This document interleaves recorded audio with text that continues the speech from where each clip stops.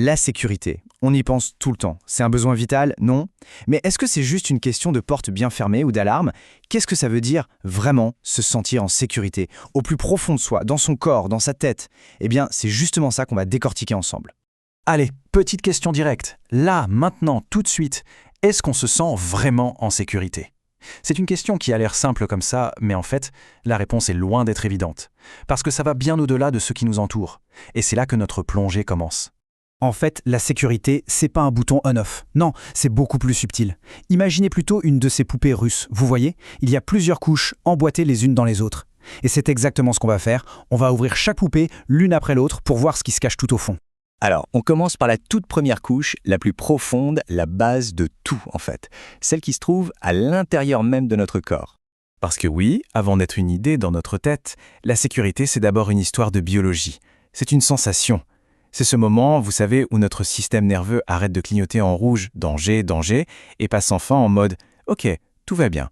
C'est seulement là, dans ce calme, que notre corps peut enfin souffler, se régénérer et même s'ouvrir au monde. Et les signes de ça, on les connaît tous en fait. C'est quand on respire librement, sans blocage, quand on dort d'un sommeil qui répare vraiment, quand la digestion se fait sans problème. C'est aussi ça qui nous donne l'énergie d'apprendre, d'être créatif, d'aller vers les autres. En gros, notre corps n'est plus en mode survie. Là, il commence enfin à vivre. Bon, une fois que le corps est au calme, on peut ouvrir la deuxième poupée russe, la sécurité émotionnelle. Et ça, c'est quoi? C'est cet espace à l'intérieur qui nous donne le droit d'être nous-mêmes, tout simplement. Le droit de ressentir ce qu'on ressent, que ce soit de la joie ou de la peine, de pouvoir dire non sans se sentir coupable, et même de faire des erreurs sans avoir la trouille d'être jugé ou rejeté. Et ce qui vient tout casser dans cette sécurité-là, c'est l'incohérence. Vous savez, les mensonges, quand on nie ce que vous ressentez, les doubles discours, quand il y a un décalage total entre ce qu'on vit à l'intérieur et ce que le monde extérieur nous dit, notre cerveau, il est perdu. Il ne sait plus à quoi se raccrocher et du coup, il reste en alerte permanente. Forcément, cette sécurité intérieure, elle ne vit pas en vase clos. On est des êtres sociaux, on est câblés pour être en lien avec les autres. Du coup, la troisième poupée, c'est la sécurité relationnelle. C'est peut-être même la plus importante. C'est ce sentiment de pouvoir faire confiance aux autres, d'être dans des relations saines, prévisibles, basées sur le respect. Et ces relations solides, elles ne tiennent pas par magie. Elles reposent sur des piliers bien concrets. Il y a la fiabilité, bien sûr, savoir qu'on peut compter sur l'autre, la bienveillance, et puis, un truc super important, la capacité à réparer quand il y a eu un clash, à se retrouver. Ça montre que la relation est solide. Et au fond, c'est l'idée d'un lien inconditionnel. On est accepté pour qui on est, pas juste pour ce qu'on apporte. Allez, on ouvre la dernière poupée, la plus grande. Parce que nos relations, elles existent dans un contexte plus large, la société. Et là, on parle de sécurité sociale. Attention, pas juste les aides de l'État, hein. Non, c'est le climat général. Une société où la violence n'est pas la norme, où la peur n'est pas un moyen de gouverner, et où on peut s'exprimer sans risquer de se faire taper sur les doigts. Mais à l'inverse, si la société elle-même devient menaçante, si elle crée des castes, si elle fait semblant de ne pas voir la souffrance, eh bien ça nous met tous dans un état d'hypervigilance chronique. Le corps, l'esprit, tout est sur le qui-vive, en permanence. Impossible de se détendre, on est toujours en train d'anticiper le prochain coup dur. Ok, maintenant qu'on a vu à quoi ressemble une sécurité saine sur tous les plans, regardons le côté obscur. Qu'est-ce qui vient briser tout ça? Quels sont les poisons qui détruisent cette confiance si fondamentale? Eh bien, il y a d'abord l'imprévisibilité et le mensonge, qui nous rendent complètement fous. Il y a l'humiliation, la contrainte, qui nous font sentir qu'on ne vaut rien. Il y a le silence qu'on nous impose, le fait de nier nos besoins les plus simples. C'est comme si on nous effaçait. Tout ça, c'est un véritable cocktail Molotov pour notre équilibre psychique. Et face à ça, notre corps ne réfléchit pas, il réagit. C'est l'instinct de survie qui prend les commandes. Alors soit on se fige sur place, soit on devient agressif, soit on prend la fuite.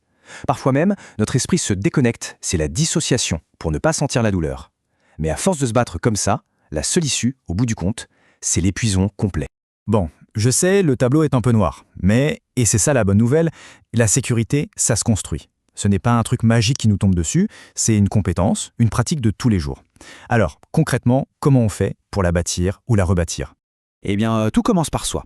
Le premier pas, c'est de réapprendre à écouter son corps, à respecter ses propres limites, à oser appuyer sur le bouton « pause » dans ce monde de fous.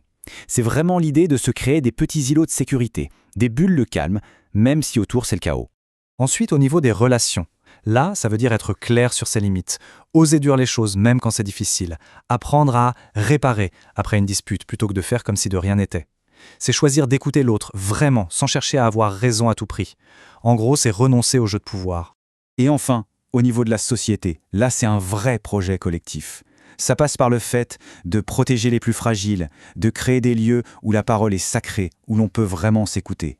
Ça veut dire valoriser l'entraide, la coopération, bien plus que la compétition à tout crin. C'est reconnaître que nos destins sont liés et qu'on ne peut pas aller bien tout seul dans son coin. Donc si on devait tout résumer, tout distiller en une seule idée clé, ce serait point. Eh bien voilà peut-être le point le plus important de tous. On nous a fait croire, depuis toujours, que la sécurité, c'est le contrôle. Contrôler les autres, contrôler l'avenir, se contrôler soi-même, mais c'est un piège, c'est épuisant et ça ne marche pas. La vraie sécurité, la seule qui apaise vraiment, elle ne vient pas de là.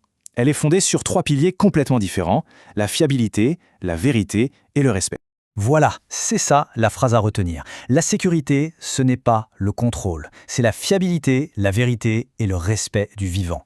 C'est pas une forteresse qu'on construit pour se protéger du monde, c'est plutôt comme un jardin qu'on cultive patiemment. Un jardin où la terre, c'est la fiabilité, l'eau, c'est la vérité et le soleil, c'est le respect. Maintenant, on a une sorte de carte pour naviguer dans ce territoire complexe qu'est la sécurité. La question n'est plus seulement de savoir ce que c'est, mais bien comment on la construit au quotidien. Alors, quel sera le tout premier pas, même minuscule, pour cultiver un peu plus de sécurité dans sa vie et dans celle des gens qui nous entourent ?